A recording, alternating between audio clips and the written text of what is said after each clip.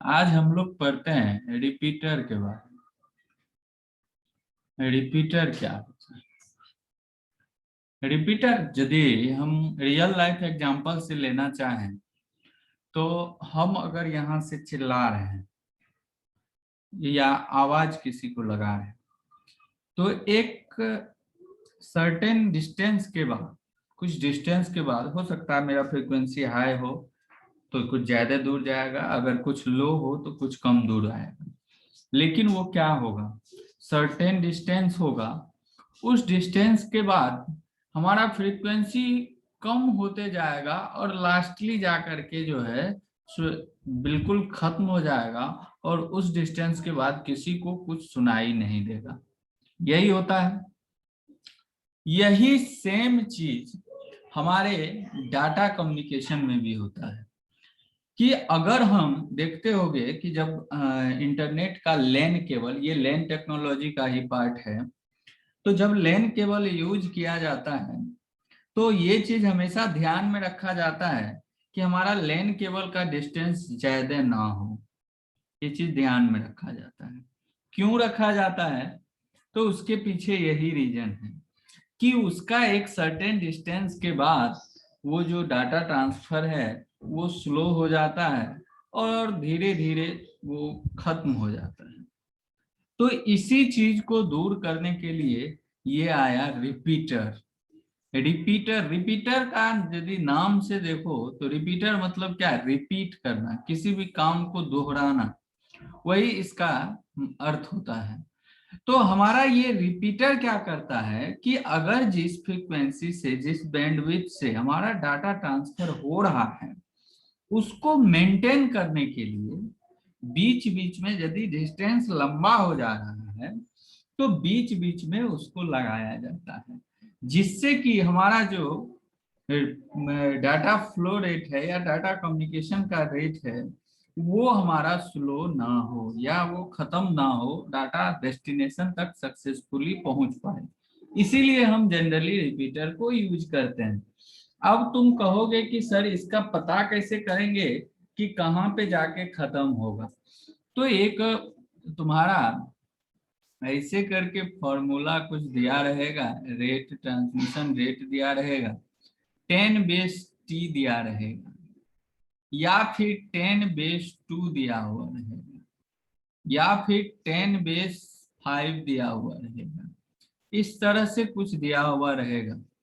ये जो तुम देख रहे हो 10, ये 10 तुम्हारा और कुछ नहीं, ये तुम्हारा बैंडविड्थ है। क्या है? बैंडविड्थ है।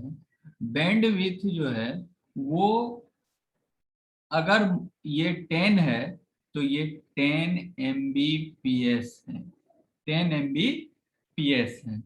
और ये टी जो देख रहे हो, टी का मतलब होता है 100 मीटर, टू का मतलब होता है 200 मीटर। हो सकता है ऑब्जेक्टिव टाइप क्वेश्चन में आ जाए या हो सकता है कि हम ही पूछ दें। तो ये इस तरह का जो है सो अगर रहेगा तो ये हमारा ये चीज शो करता है कि 10 Mbps के स्पीड से कोई भी डाटा 100 मीटर तक जाएगा। अगर किसी भी केबल का या कोई प्रॉपर्टीज दिया हुआ रहे तो ये यही शो करता है कि 10 Mbps के स्पीड से हमारा कोई भी डाटा 100 मीटर तक जाएगा। ये इस तरह का दिया रहे तो इसका मतलब है कि 10 Mbps के स्पीड से हमारा डाटा 200 मीटर तक जाएगा। हो सकता है कि हम 200 मीटर से ज्यादा तक डाटा ले जाना चाहें, तब हमको क्या करना होगा, हर एक 200 मीटर के बाद एक रिपीटर जो है सो इंस्टॉल करना होगा।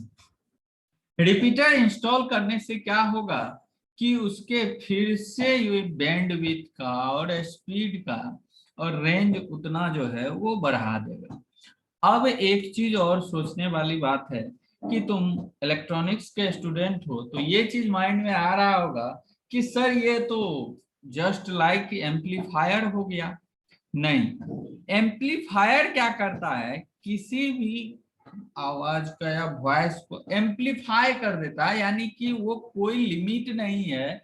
वो अगर मान के चलो कि 100 है, एक्स है, लेट एम्पलीफायर और तुमको रिपीटर में अंतर बताते हैं। एम्पलीफायर है, अगर तुम्हारा एक्स फ्रीक्वेंसी के साथ जा रहा है तो एम्पलीफाई करके इसको 2x भी कर सकता है। एम्पलीफाई करके जो उसका फ्रीक्वेंसी था उससे हाई कर देता है। जैसे हम जो बोलते हैं और एम्पलीफायर लगा देते हैं, माइक लगा देते हैं, वो क्या करता है, हमारा जो फ्रीक्वेंसी है उससे हाई कर देता है कि नहीं, उसका फ्रीक्वेंसी कर देता है कि नहीं कर देता है। तो ये है एम्पलीफायर का काम। लेकिन हमारा जब भी रिपीटर काम करेगा, रिपीटर जो काम करेगा वो हमारा एक्स है, तो उसको एक्स पे ही रखेगा, ना कि इसको 2x या 3x, यानी कि जो है उसका बैंडविड्थ उससे वो बढ़ाएगा नहीं। जितना बैंडविड्थ है उसको वो मेंटेन करके रखेगा। यही हमारा रिपीटर का काम है और यही हमारा दोनों का काम यही है। जैसे कोई एग्जाम्पल के तौर पर हम देखें,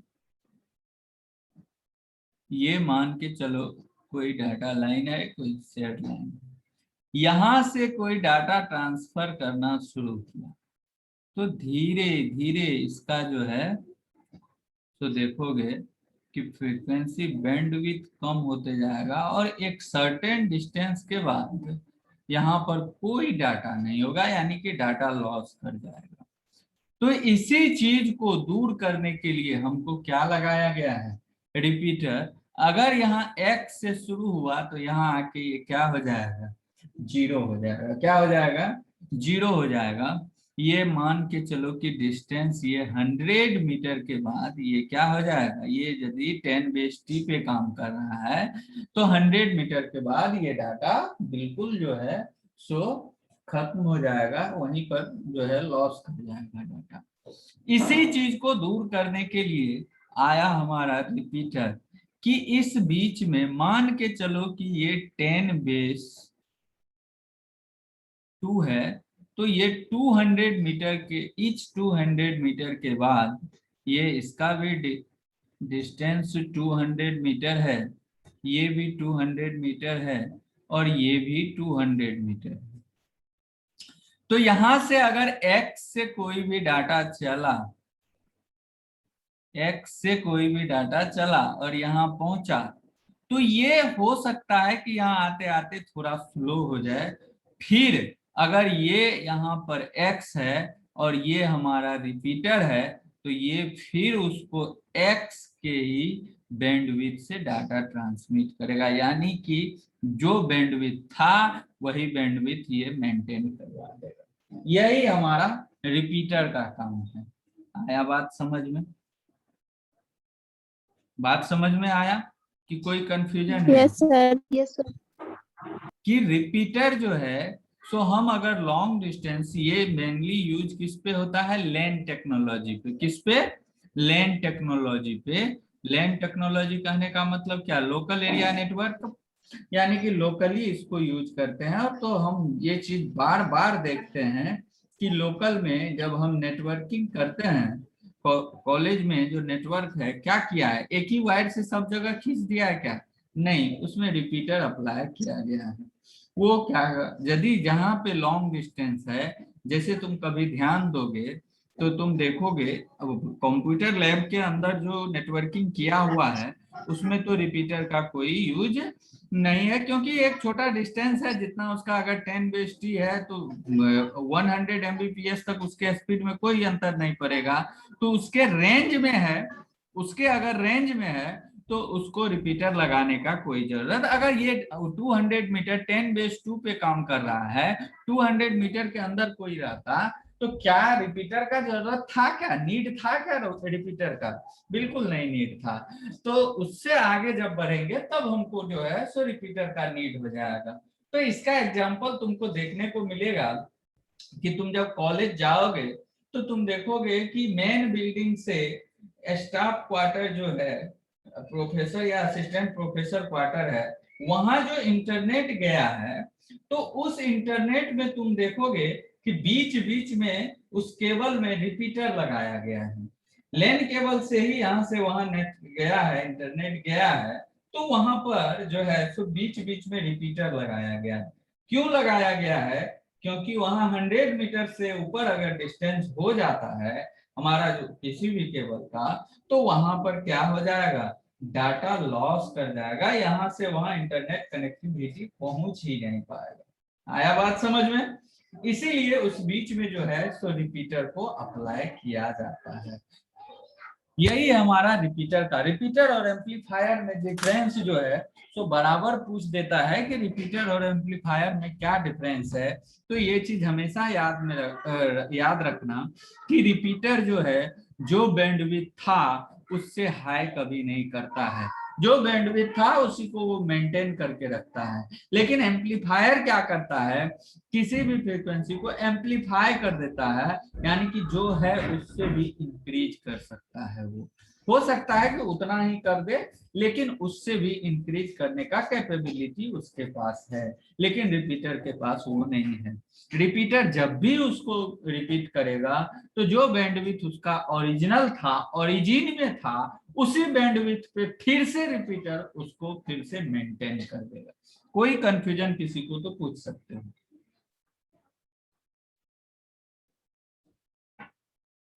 अब देखो कुछ पॉइंट हम बता रहे हैं कि रिपीटर का यूज क्यों किया जाता है। रिपीटर का मेनली यूज किया जाता है रीजेनरेट रीजेनरेट द स्ट्रेंथ, यानी कि हमारा जो डाटा फ्लो कर रहा है उसके स्ट्रेंथ को क्या करता है, रीजेनरेट। ये वर्ड तो समझ में आ रहा होगा, कोई दिक्कत नहीं होगा। दूसरा है कि कॉलिजन। कॉलिजन देखो, डाटा कम्युनिकेशन में कॉलिजन बहुत बड़ा मैटर रखता है कि क्या कॉलिजन पॉसिबल है क्या। एक चीज और हमेशा माइंड में रखना कि रिपीटर जो है फिजिकल लेयर पे काम करता है। किस पे काम करता है, तो फिजिकल लेयर पे काम करता है। यहाँ पर कोई भी डाटा लिंक लेयर नहीं होता है। अगर डाटा लिंक लेयर नहीं होता है, फिजिकल लेयर होता है, ये चीज हमेशा तुम्हारे माइंड में रहना चाहिए कि जब ही फिजिकल लेयर की बात आ गई तो सिर्फ और सिर्फ वहां पर हार्डवेयर होगा, सिर्फ और सिर्फ वहां पर हार्डवेयर होगा, सॉफ्टवेयर फिजिकल लेयर में नहीं होगा। तो ये सॉफ्टवेयर रिलेटेड कोई भी काम हमारा जो है सो नहीं करेगा, ये फिजिकल लेयर पे काम करता है। अब बात आती है कॉलिजन की। तो क्या यहाँ पर कॉलिजन पॉसिबल है क्या? बिल्कुल पॉसिबल है कॉलिजन। अगर मान के चलो कि यहाँ पर कोई स्टेशन, यहाँ पर कोई स्टेशन ए है, यहाँ पर कोई स्टेशन बी है, यहाँ पर कोई स्टेशन सी है, और यहाँ पर कोई स्टेशन डी है, यहाँ पर ई है, और यहाँ पर एफ है। अगर कोई एफ डाटा को ट्रांसमिट करता है, एफ डाटा को ट्रांसमिट करता है, तो रिपीटर के पास पहुंचा, इधर से जा रहा है तो, और इधर से ए भी डाटा को ट्रांसमिट किया, तो क्या यहाँ पर तो कोई सॉफ्टवेयर है नहीं उसको हैंडल करने के लिए, सिर्फ और सिर्फ हार्डवेयर है, यानी कि सिर्फ और सिर्फ फिजिकल लेयर है। तो यहाँ कॉलिजन होगा या नहीं होगा? कॉलिजन होगा या नहीं होगा? बिल्कुल होगा कॉलिजन, क्योंकि यहाँ पर कोई भी लॉजिक या कुछ भी एप्लीकेबल नहीं है। इसके लिए हमको इस कॉलिजन से निपटने के लिए हम बहुत से मेथड पहले ही बता चुके हैं, तो इसीलिए हम यहाँ पर लिख सकते हैं कि कॉलिजन पॉसिबल। अब कहोगे कि कॉलिजन पॉसिबल कैसे नहीं होगा? एक इसलिए नहीं होगा क्योंकि यहाँ नो बफर होता है, बफर नहीं होता है। बफर क्या काम करता है जी? बफर का मतलब क्या होता है? बफर बफर एक स्टोर है, स्टोर रूम जैसे समझते हो ना। यदि वीडियो कोई चलाते हो तो वीडियो में क्या होता है कि वीडियो का वो सीरीज जो है सो वो अपने में देखते हुए कभी कभी बफरिंग करता है। बफरिंग करने का मतलब क्या है कि उस डाटा को वहां पर लाके स्टोर करता है, और स्टोर करने के बाद तुमको आउटपुट के रूप में फॉरवर्ड करता है। तो इसीलिए यहाँ पर कोई बफर का कॉन्सेप्ट नहीं है, हमारे रिपीटर में कोई भी बफर नहीं है। इसीलिए हम जो है सो यहाँ पर कॉलिजन को मेंटेन नहीं कर पाते हैं। नो बफर, यानी कि बफर का अगर हो सके तो लिख लो। बफर का मतलब क्या होता है? Store packet and forward, store packet and forward, ये हमारा जो है सो बफर का कॉन्सेप्ट है, यानी कि कॉलिजन का कॉन्सेप्ट है। एक चीज और है, एक तो ये है ही कि प्योरली हार्डवेयर है ये, इसमें कहीं कोई सॉफ्टवेयर का मिक्सअप नहीं है। और एक चीज, ये 2 पोर्ट डिवाइस है। क्या है? 2 पोर्ट डिवाइस है।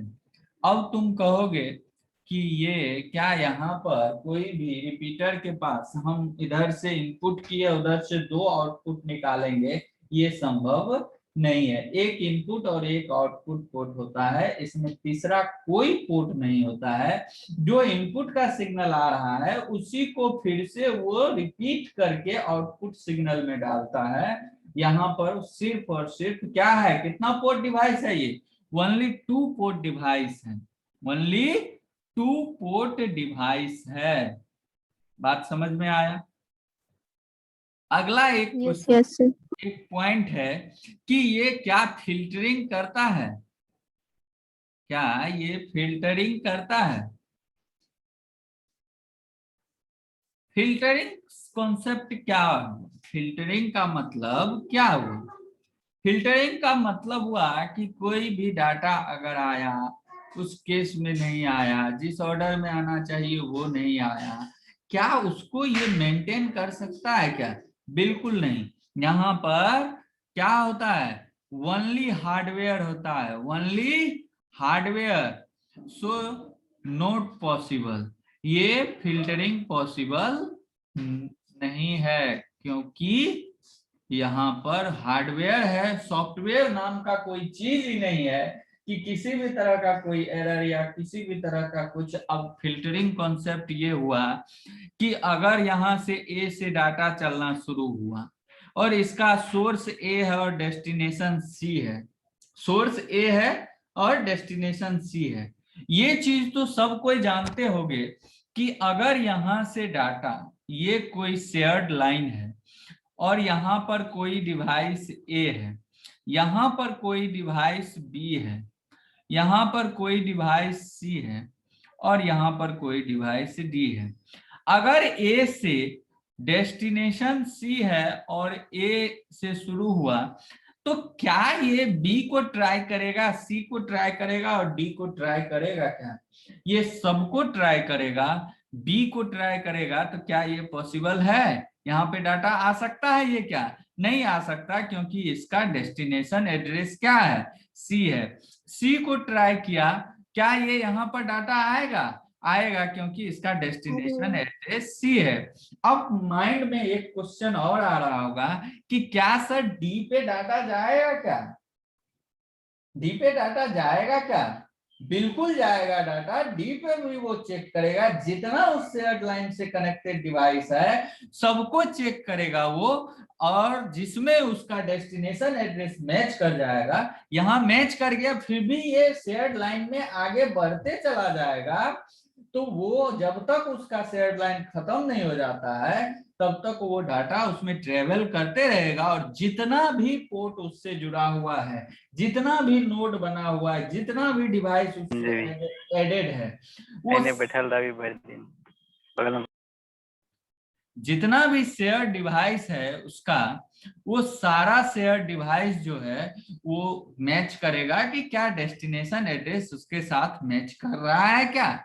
तो अगर मैच करेगा तो ठीक, नहीं मैच करेगा तो उसके पास डाटा ट्रांसमिट नहीं होगा। अब फिल्टरिंग बेटर समझ में आएगा कि अब अगर मान के चलो कि ए से कोई डाटा ट्रांसमिट हुआ और डाटा ट्रांसमिशन का वो जो है उसका डेस्टिनेशन एड्रेस सी है, डेस्टिनेशन एड्रेस सी है, तो यहां तो डाटा डिलीवर हो गया, तो क्या रिपीटर आगे में लगा हुआ है? तो जो यहाँ पर एक उसका जो है सो कॉन्सेप्ट है कि जितना नोड उससे कनेक्टेड है सबके पास डाटा जाएगा। अगर डेस्टिनेशन एड्रेस मैच किया तो डाटा देगा, नहीं मैच किया तो डाटा नहीं देगा।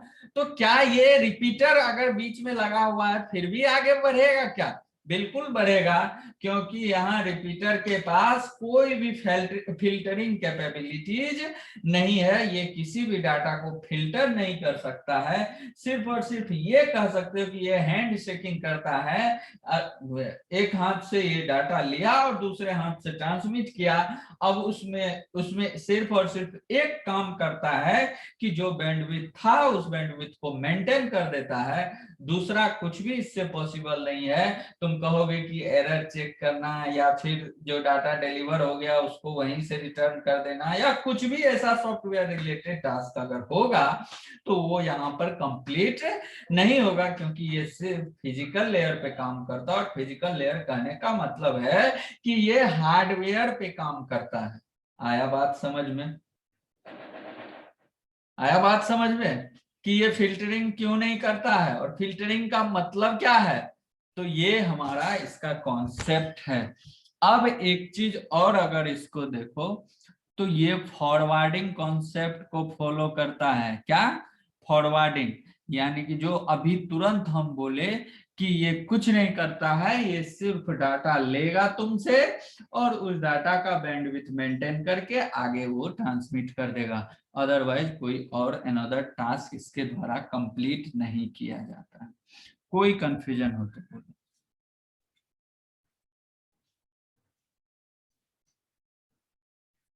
यूज किस लिए करते हैं? यूज किस लिए करते हैं? हम लोग क्या कहते हैं कि हम लोग जाते हैं कंप्यूटर लैब में, जाते होंगे और एक RJ45 पिन है उसको लगा देते होंगे, और वहां यदि किसी तरह का एरर आ रहा होगा तो हम कहते होंगे, हमसे अगर पूछते होंगे तो कहते हैं कि इथरनेट को रीसेट करो। कहते हैं कि नहीं कहते हैं? कि ये इथरनेट है क्या? एक चीज बताओ कि हमारे कॉलेज के कंप्यूटर लैब में कौन सा टेक्नोलॉजी यूज किया गया है? लैन टेक्नोलॉजी यूज किया गया, वो भी वाइड लैन टेक्नोलॉजी यूज किया गया है। तो यहां से क्लियर है कि हम जो इथरनेट है, इथरनेट मेनली यूज करते हैं वाइड लैन टेक्नोलॉजी में। किसमें यूज करते हैं? वाइड लैन टेक्नोलॉजी में यूज करते हैं। वन ऑफ द मोस्ट, क्या हो गया,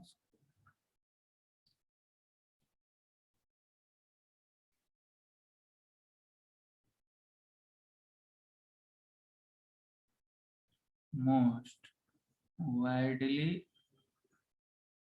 used in widely used in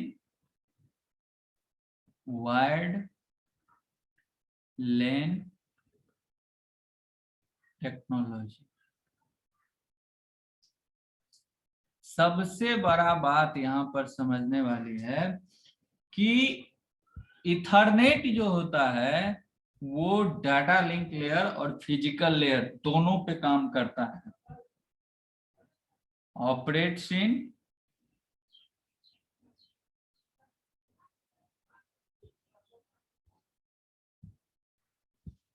data link layer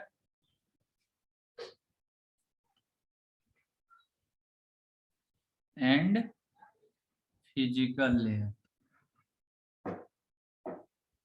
हो सकता है तुमको जो है सो क्वेश्चन में ये भी पूछ दिया जाए कि ये किस फैमिली से बिलोंग करता है, ये नेटवर्क के किस फैमिली से बिलोंग करता है।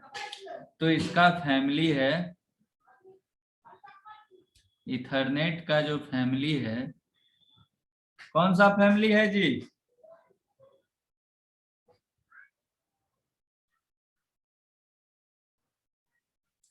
IEEE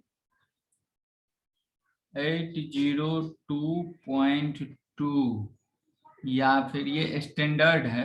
हो सकता है कौन सा स्टैंडर्ड या कौन सा फैमिली से पूछ दे ऑब्जेक्टिव में। हो सकता है हम भी पूछ दें 802.3। इस दोनों फैमिली से इथरनेट बिलोंग करता है। यही हमारा इथरनेट। अब होता है कि इथरनेट में टाइप्स ऑफ इथरनेट, यानी कि इथरनेट का इवोल्यूशन किस तरह से हुआ है। तो इवोल्यूशन ऑफ इथरनेट हम अगर देखें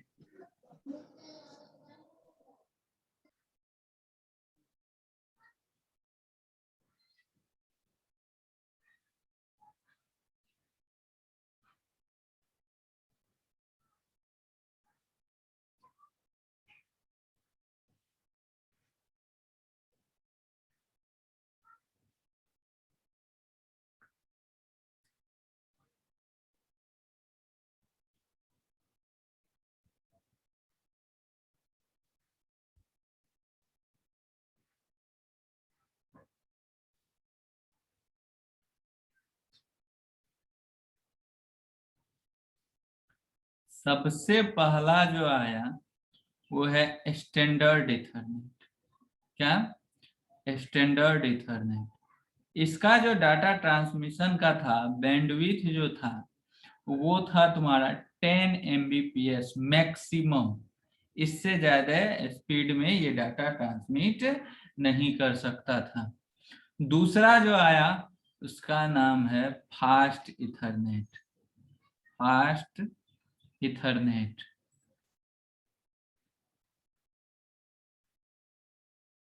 फास्ट इथरनेट का जो स्पीड आया वो 100 Mbps है।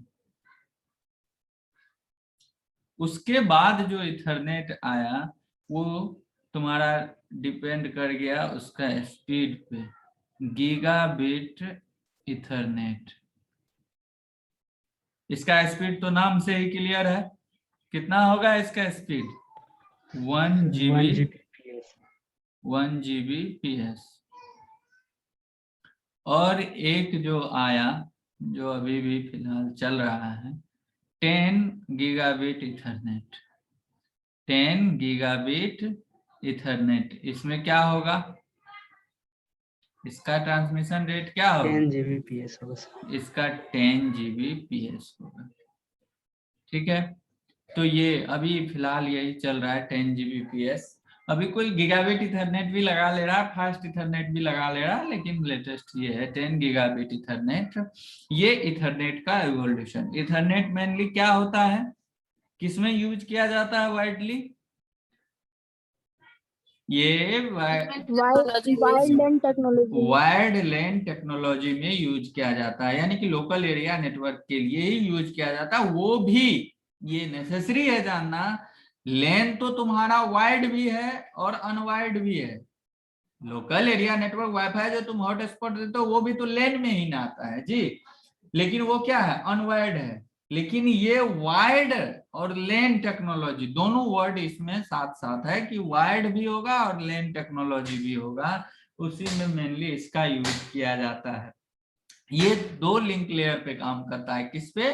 फिजिकल लिंक लेयर और डाटा लिंक लेयर, दोनों का मिक्सअप है। और किस तरह से मिक्सअप है वो हम आगे इसका फॉर्मेट, फ्रेम फॉर्मेट देखेंगे तो वो चीज समझ में आ जाएगा कि किस तरह से ये दोनों पे डिपेंडेंट है। अगर हो सकता है बाय द वे ऑब्जेक्टिव के रूप में पूछे कि हमारा इथरनेट किस फैमिली से बिलोंग करता है, नेटवर्किंग के किस फैमिली से बिलोंग करता है या किस स्टैंडर्ड से बिलोंग करता है, तो 802 802.2 या 802.3 IEEE में ये बिलोंग करता है। कोई कंफ्यूजन तो बोलो।